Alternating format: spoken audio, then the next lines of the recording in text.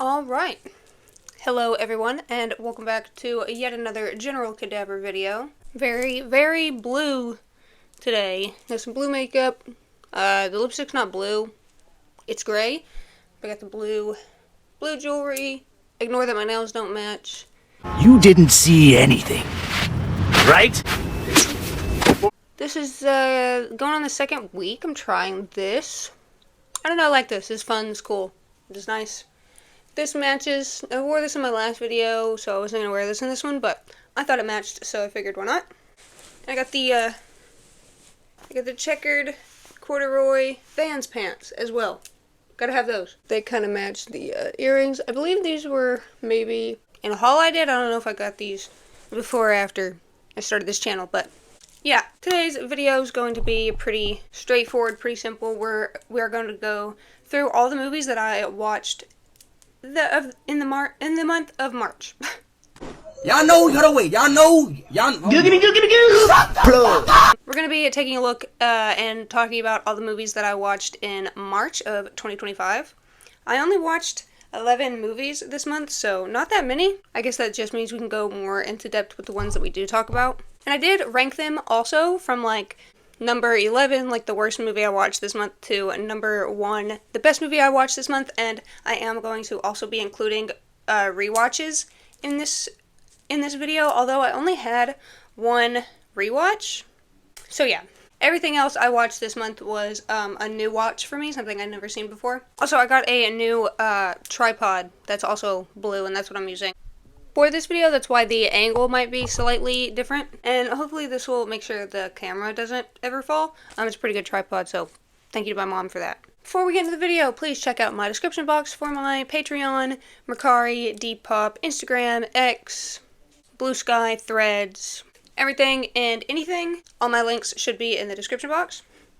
And yeah, without further ado, let's go ahead and get into all the movies I watched in March. We're going to be starting with the worst movie that I watched this month. Okay, so number 11 is the Twilight Saga Eclipse. This movie came out in 2011.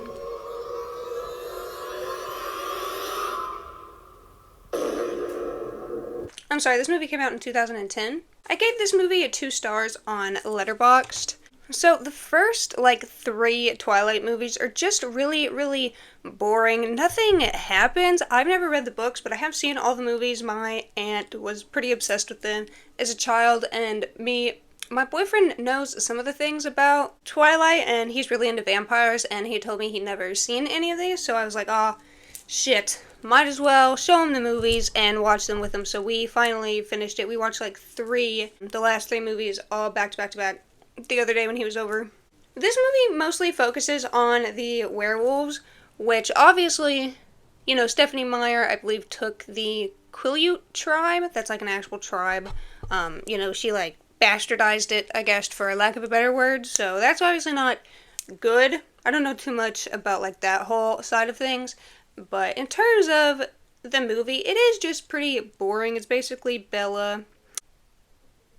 I believe Edward doesn't want her hanging out with Jacob.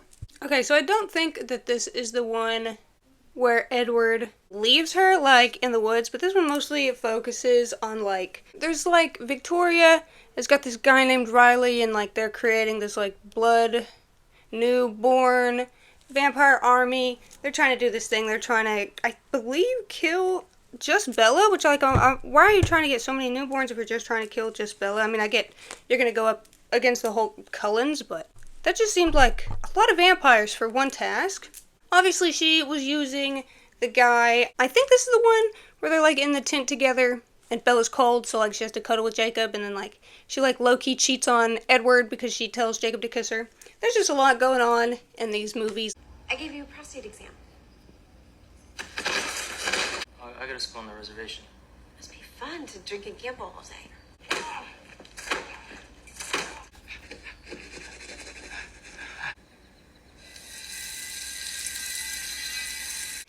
This movie is just kind of boring. I guess you need it for like the story and stuff, and you get more of the werewolves, which is nice. You get a little bit more time with Jacob and his like pack. You get a little bit more time with Victoria too. I believe she was recast in like the second one, or after the first. You learn about imprinting, which is very, very important for the last movie. I really only like the last two, Breaking Dawn Part 1 and 2. That's actually when the movie picks up, is finally in the fourth movie, so this is just one of the more boring Twilight movies along with the first and second. I'm not the biggest fan of this movie. Again, I gave it 2 stars on Letterboxd. It's important that you watch it, I guess, so that you can get to the last 2 Twilight movies, but in my opinion, the only 2 Twilight movies worth watching are really the last 2. So yeah, that just goes in the number 11 spot. I only watched it because, I guess this is technically a rewatch. So yeah, I guess there's going to be more than one rewatch in this. I lied earlier. Yeah, it's just, it's an okay movie. You need to watch it for, I guess, for all the context and stuff, just like the first and second one, for the fourth and fifth one, so. But yeah, it's not the best movie, and I just didn't really care about the story. Okay, so, number 10 is, of course, if you didn't already guess, the Twilight Saga, Breaking Dawn, Part 1. Not bad, not bad. This movie came out in 2011. I also gave this movie a 2 stars on Letterboxd. This one gets more interesting. I believe this is the one where she gets pregnant. Obviously, her and Edward, they go on like their honeymoon, they get married in the end of the last one, I believe. I don't know if this is the beginning of this one, but they have sex, and then she gets pregnant, of course. I don't understand why she wanted the baby. I don't know, knowing that what it was going to do to her body. I don't understand why she kept it, and I don't understand why Edward wouldn't just change her in the middle of her pregnancy. I don't know if that would have affected the pregnancy in any way. I don't know if it would have changed how, like, I don't know if it would have, like, caused her to miscarry the baby or anything, but it was already, like, half vampire, you know, because Edward's a vampire and she's a human, so why didn't he just bite her then and there? Now, which one of y'all backyard breeders did this shit?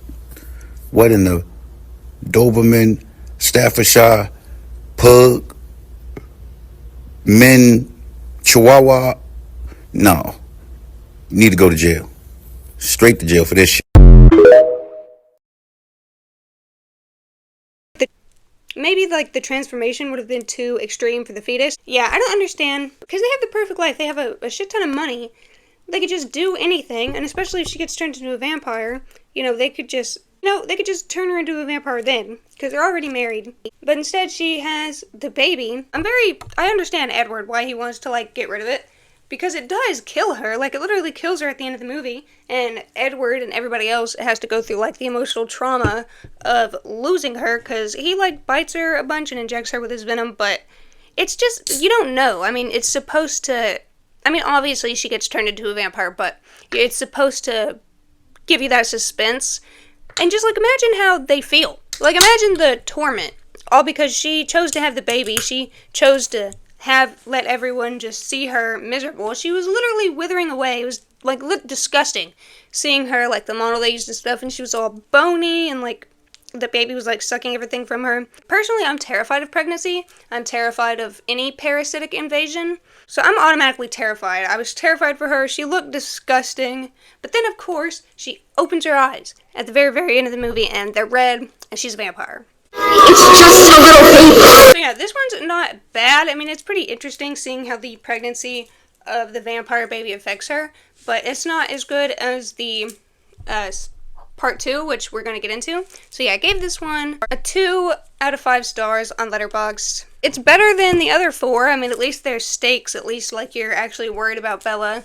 Number 9 is Breaking Dawn Part 2.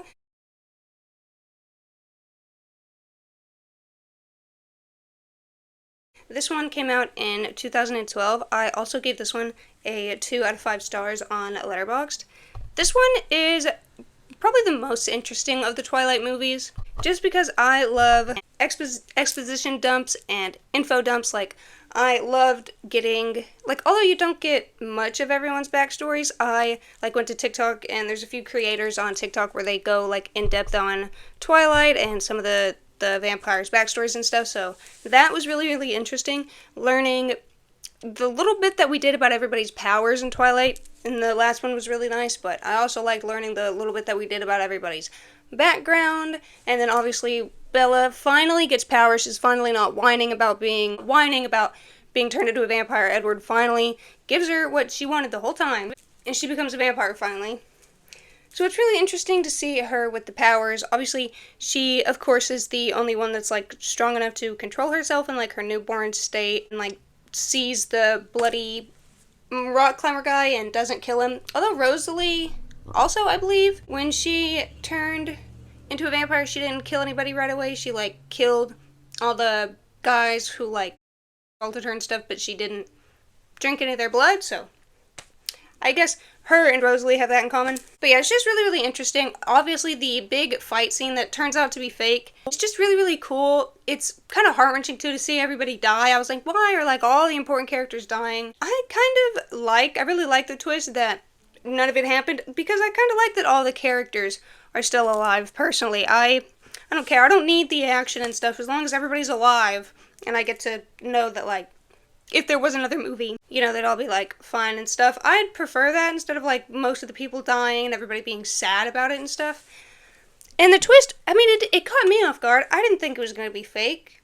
I mean, I remember watching it with, like, my aunt and my family at the time. We were stunned that it was fake. We didn't think it was going to be fake. We thought it was real. We were like, oh my god, Carlisle and everybody. We were really glad when Jane died, though. That little bitch. She got what she deserved.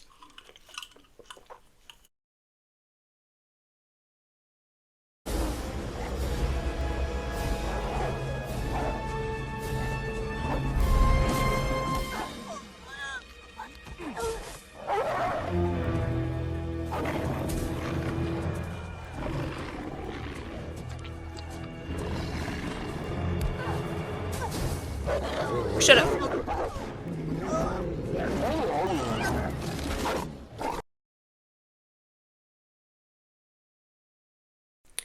But yeah, it's just the most interesting Twilight. It's like the least sad out of all of them. Obviously it's weird that Jacob imprints on a baby, but I mean that's not his fault. I mean that's just how Stephanie Meyer wrote the character. It's gotta suck. I honestly feel bad for Jacob and all the wolves, like the imprinting thing, not really having a choice to choose like your partner who's the best fit for you. So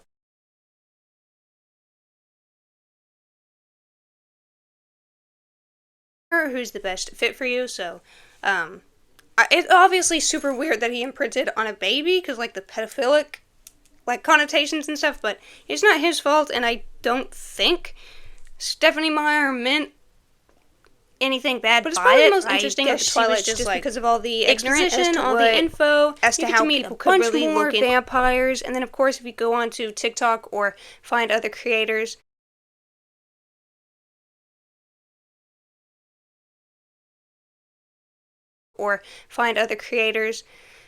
getting to know like all of their backstories, all of their lore that I believe is like in some sort of illustrated guide or in the books or something. I don't know. It is really interesting to like get all their backstories and like where they all came from and stuff. And there's like an interesting theory that the werewolves aren't even actually werewolves, they're like some sort of fairies that like the vampires. Like 8. I'm on episode 8 or 9 of Twilight Breaking Dawn Part 2 is number 9. And again, I gave it 2 stars out of 5 on Letterboxd.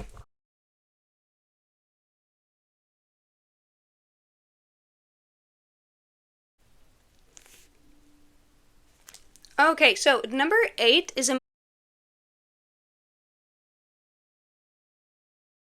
not the... I don't know if necessarily the main character's racist. The main character is a child, big trigger warning. His father and his older brother are very, very racist. There's racist stuff shown throughout the movie, so trigger warning to that if you're very sensitive. I wouldn't watch this.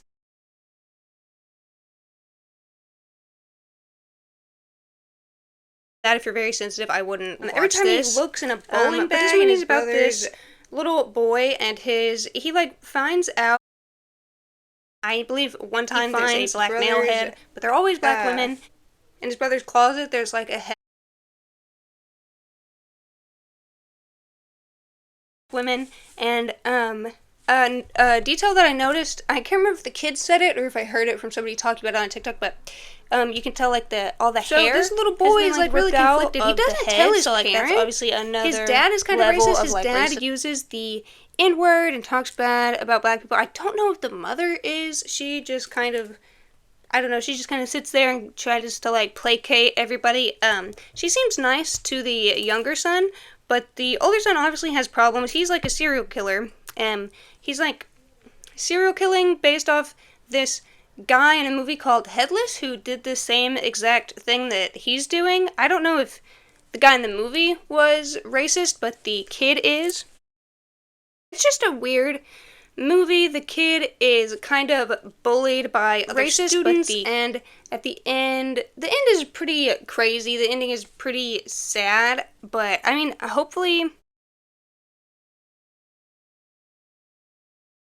somehow, some way, and the older brother walks hopefully in a broad daylight. So I'm assuming that the older brother would get picked up, would get arrested, would get, caught. So at least that's good. But it's just kind of like a slow, bleak, sad movie. There's not too much going on except for literal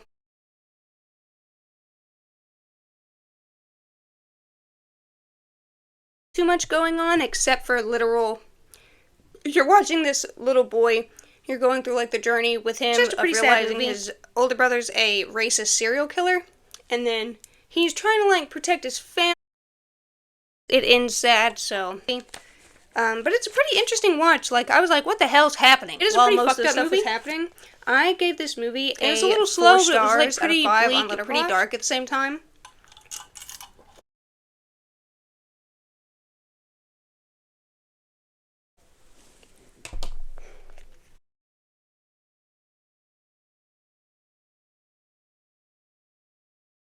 Called Vile.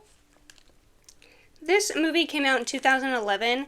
This movie is kind of like a Saw knockoff. There's people and they're forced into these, like, they're not forced into traps necessarily, but they're placed in this house together. There's weapons put in front of them, and there's like a meter. They have to fill this meter, and the way they fill the meter is by hurting each other. There's like these things have to like take their brains, where it like feeds on their fear, like, or for the most part you understand everybody, like they're having to share the pain, which is obviously hurting each other, and they would do because there is quite a few of them.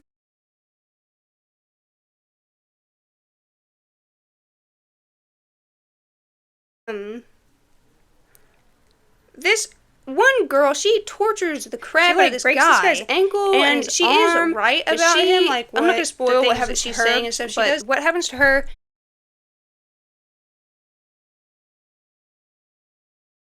But the meter starts again. what happens like, to her, something happens. The last girl, she gets it like, really, doesn't really make it bad. out She in gets it- time. So the meter 20%. So like she would have to like hurt herself a Make lot it to out like in fill up time, the so last the- 80%.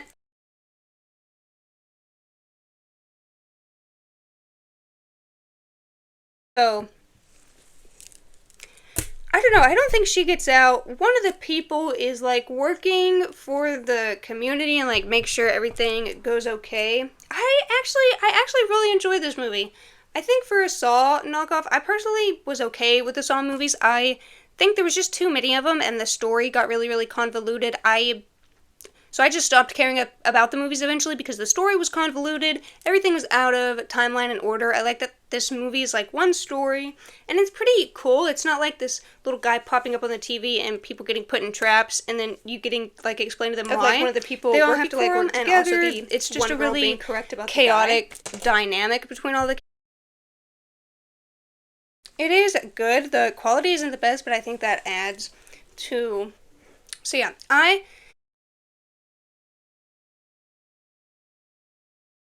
think that adds to like the overall look and feel. So, of the movie. Number 6 is a movie called And honestly, Smile 2. I like this movie better than the Saw movies because the Saw movies are just so. This movie came out in 2024, so last year. I watched Smile 1. I had a good time watching it as well. I watched Smile 1. I don't know. I believe it's not like a traditional scary movie, obviously. I liked it. Maybe I've seen it done before where like your friends and loved ones around you are possessed and trying to hurt scares and things, but but it all being in your head. I've probably seen that before, but I like the unique take. This one I honestly liked better than the first one. I like that this one just has more personality. It has more flavor. You're not really following like a mopey sad character. You're following a character with a lot more personality, a lot more bite. She's like frustrated throughout the whole movie.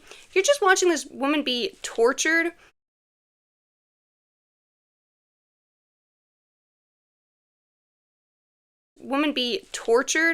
And obviously kills herself. I really like the ending with the creature. He's like a lot bigger. I believe. I think the entity than he was in the second one. In front of like one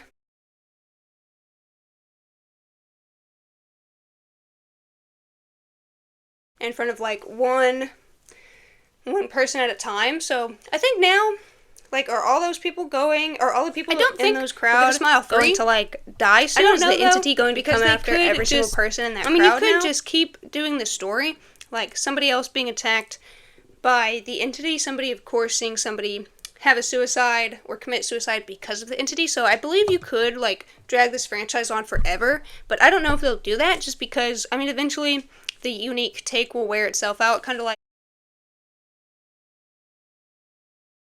you know, it'll just get old after a while. But I really enjoyed this one. I enjoyed this one a lot better than the first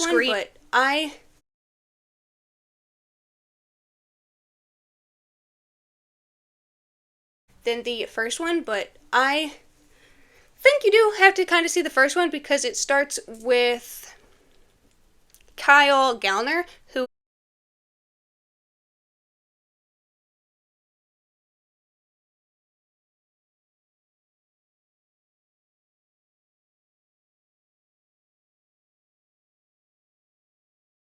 in Jennifer's Body. He was so hot in Jennifer's Body. Is in I see everybody like thinking he's really hot now. He was so hot in Jennifer's Body. I kind of wish he'd go back to that, but I digress.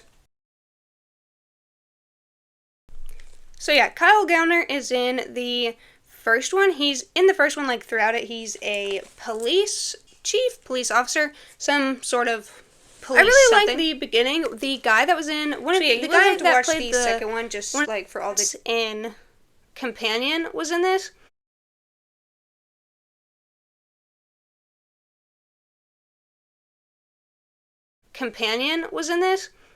I liked him a lot. I liked seeing him in this as well. And I really like the girl Sky Riley in Companion.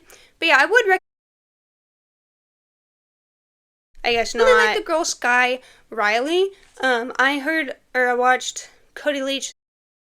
They did good, like at everything, and that's like, you wouldn't expect somebody to be so good at everything, because she had to be good at. I've never personally seen her in anything else. I don't know if she's ever been anything else. She had to be good. I mean, yeah, acting. I really liked her in this. I enjoyed her.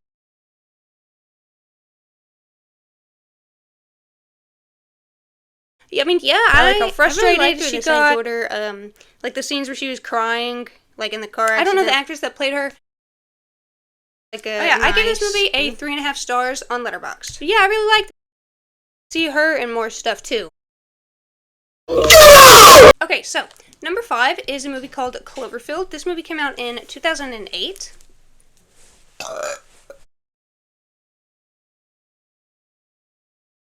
I gave this movie a 4 stars out of 5 on Letterboxd. This movie is a found footage movie where TJ Miller is tasked with filming like goodbyes or something. This guy's going to China or something. He likes this girl, and the girl likes him back, but for some reason they don't communicate, so she comes to the party with another guy, and he's upset. So he's like talking to his boy out on the like fire something stairs. I don't know. I don't have those here.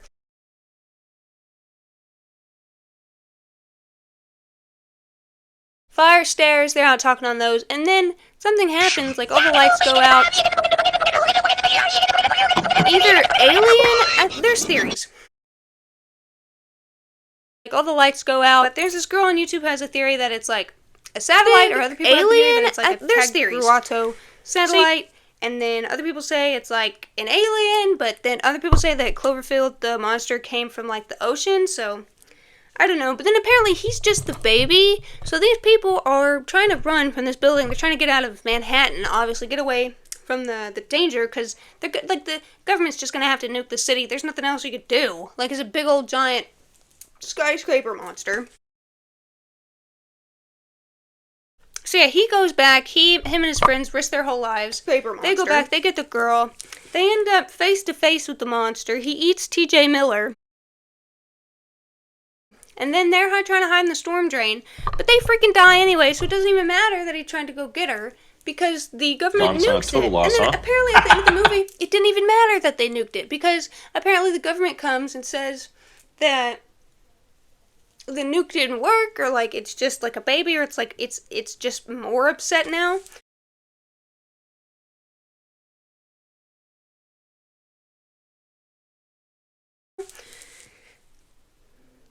So yeah, it is a found footage movie. I will say it's one of the Crazy better is, found I like footage movies the bad I've seen. guys. I I like alien the camera guy, quality. Cloverfield, I It like has a lot of seeing humor. him. I think people call him Clovey.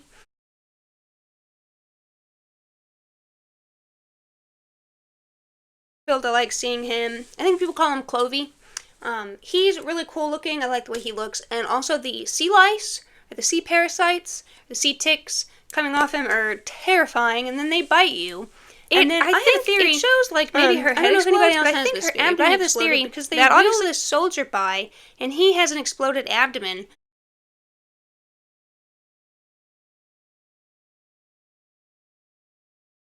And he has an exploded abdomen. Are they impregnating you, and then a baby sea lice, the little sea parasite, popped out of her belly? Is that what happened? Army guys' bellies. That's probably stupid, but I have a theory.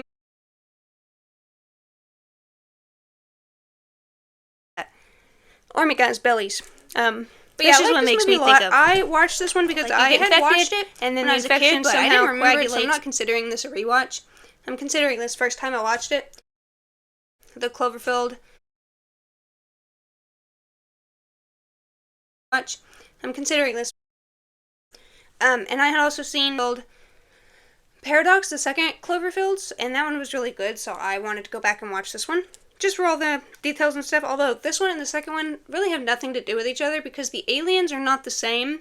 There's like an alien spaceship in the second one, and this one there's no alien spaceships. I'm just really confused. I think they should have left it at this Cloverfield movie. I feel like the last two, I've never seen the third one, but apparently the alien just shows up at the last 10 seconds. It's a damn good movie. How are you going to call that a Cloverfield movie when it has nothing to do with it? Perch Perkins, I think Perch Perkins from SpongeBob. That was a nice damn good movie for sure. Duper do. I like seeing that on there. Perch Perkins and SpongeBob.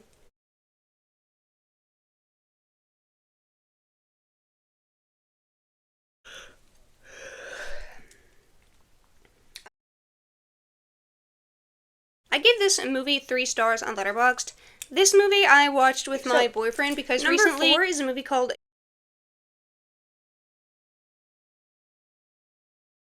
This movie I watched with my boyfriend because recently, rest in peace to Michelle Trachtenberg. She unfortunately did pass away, I believe. I had never seen her in anything else, though, so this is the first time that I had seen this movie. March. It could have been February, I'm not exactly sure, but... So this is the first time that I had seen this movie. This movie's pretty funny. I had never seen it. These friends go classic. It came out 2 years after I was born, Euro trip. I like the song "Scotty Doesn't Know." I didn't know that it came from this song. I didn't even know that it came from this movie. I didn't even know that it wasn't like a true song. I thought it was like an actual song. But my boyfriend let me know that song came from this movie.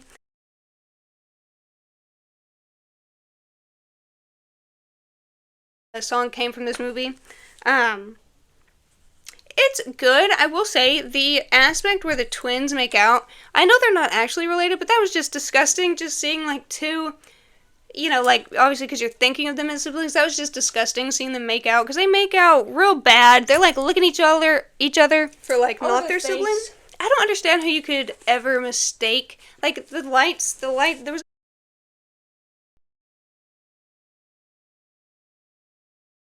Jamie's hooking up with another girl. God damn it! It's just so unfair. I've been all over the place looking at crazy European sex, and he's the one who ends up getting... Oh my God! That is some pretty fucked up shit. Can you say what the fuck did I do last? So yeah, just seeing that was a little weird. And the guy goes to like the Fonder sex club, and he gets probed and he gets violated. They really are the worst twins ever. But yeah, it's not a bad movie. It's pretty funny. It's interesting. I liked it. I watched it with my boyfriend, and I had a really good time watching it. So I'd recommend it. It's violated just because, like, Michelle, that sucks for that guy. I feel bad for that guy. But then it's a pretty good movie. Number 3 is Demon Knight. This is a Tales from the Crypt movie. I recommend it, especially just because, like, Michelle, just this came out in 1995, so I put it number 4. A crush on the Crypt Keeper. I don't know why. He's just kind of funny and bony, and that's always been like part of my type.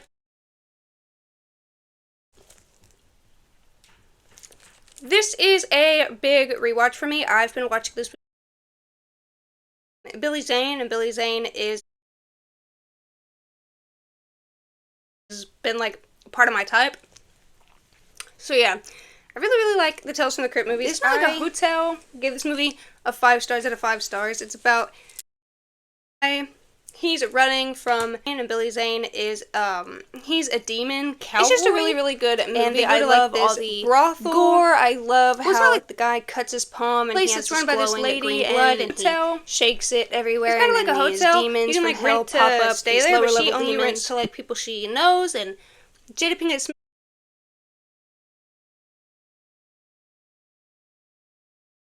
It's just absolutely a classic movie. It's so good. I love all the horror. He like puts these like trances on people. He can like he gives these people like a mirage of like good things and tells them that he can give them everything that they want if they join him, and then obviously he takes over their bodies, turns them into demons, and Jada Pinkett Smith's character is strong enough to resist him, and she gets out, she gets the better of him, and then turns out she is the chosen one, so now he gives her, like, his blood and the blood to defeat him. I saw Zane Parker recently make a video about this, and he said that, like, she's one of the... gets the better of him, and then...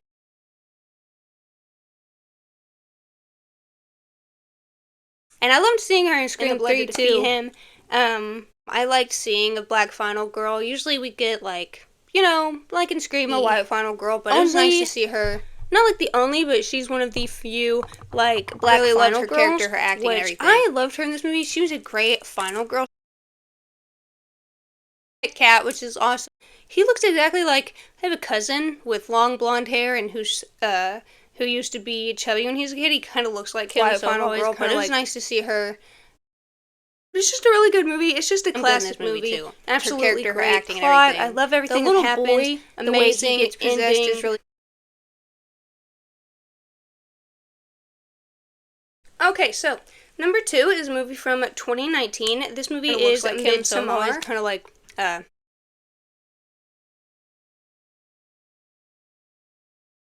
I finally finished this movie. I've tried like 2 other times to finish it, and I never got through it. Yeah, just absolutely a classic movie. To finally get through like the 2 hours and 30 minutes. I'm pretty sure I watched the director's cut because it showed like the people getting their head bashed in, and it showed like an extra scene between Danny and... Yeah, I'm pretty sure I watched the director's cut. I would say watch the director's cut, whichever version is... Honestly, because you get more gore, you get more story, and I think that's very important. I don't like it. Obviously, sometimes movies have to cut things out, and I hate that because like movie should getting their head bashed in your movie. You know, I don't think you should have to cut stuff out, but it was a little not like slow paced, but it wasn't super actiony.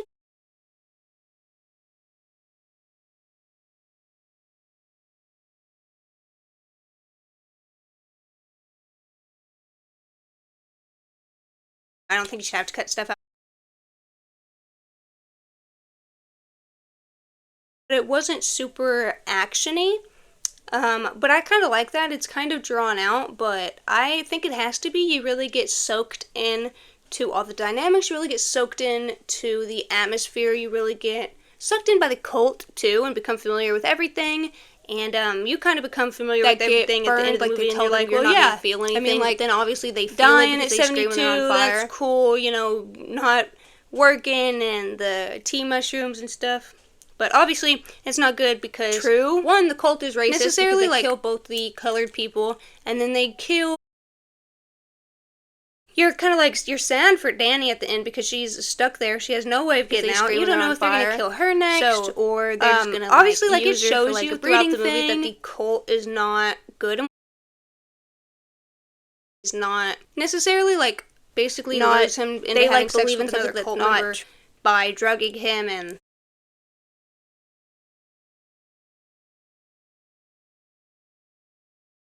I did like how we got, like, nudity from, like, a band, like, finally. The boyfriend guy, he... Cock. Yeah, you just feel so bad for Danny throughout the whole movie. And then she's left and, probably even worse off, basically coercing him, so back in the real world. He gets sexually assaulted, and then he runs out. Full frontal, like a band, like, finally. I don't think they show enough cock in the film.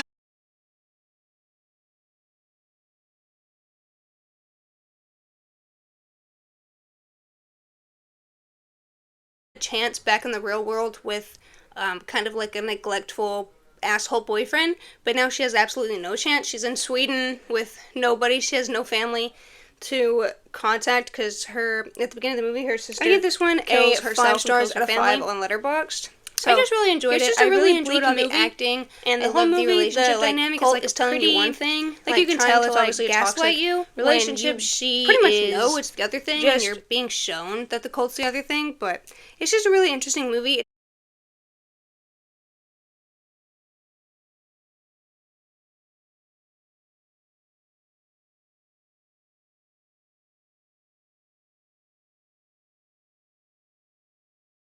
He is just, and obviously he doesn't deserve what happens to him in the movie. He gets burned alive in a bear suit. So she's just depressed. She's just alone. She, she lost a lot of her self-worth. Burned alive. All the bad things happening to her, and then she's trying to desperately cling on to her boyfriend. That I don't understand why he hasn't broken up with her before. I guess just him at the movie. He gets burned alive in a bear suit. Honestly, he just needed to be like broken up with. I've given some therapy, all the story, all the plot points, all the context. It's just kind of like, the number one movie that I watched for the bad for her, and you go the whole movie, like, hoping something good will happen to her, but you know the whole time, like, it's probably going to end badly, and it does. But yeah, I would really recommend this movie, but, I would only...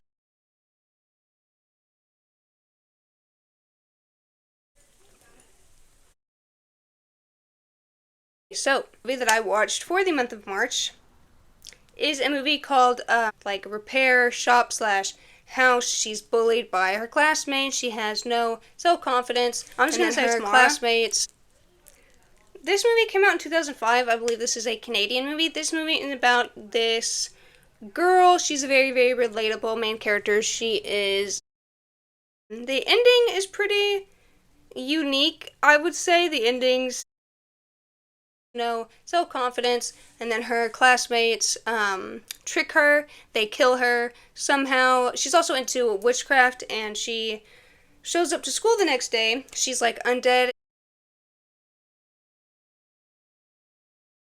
She is very, very relatable. I would say I've probably never seen a main character that it would end like that, so many I was rooting for her traits, the whole movie, to myself. I really, really liked her character, the bad guy, just because she was like bullied by the kids, and she wasn't Ortega. Like she looks like Jenna Ortega. She kind of seems kids were just making fun of her for really no reason, just because she.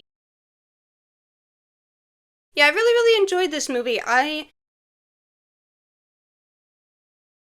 Wife, and they are trying to get pregnant. I really they just got pregnant, and then what happens at the end is pretty sad. Obviously, the kids now left without a dad, but like I was rooting for her the whole movie. I wouldn't have cared if she had killed all the other kids, gotten her revenge. She does kind of get what she wants in the end, though. She dies with her love.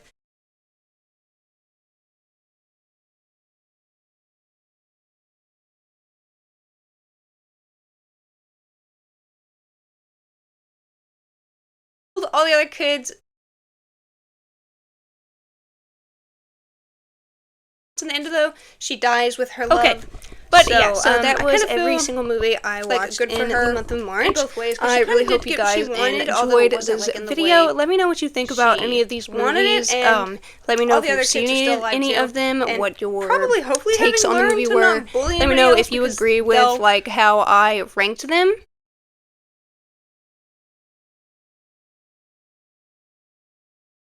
Please check out my description box for my Patreon, Mercari, Depop, Threads, Blue Sky. I have a Buy Me a Coffee as well, with like how I ranked them from worst to best. Let me know.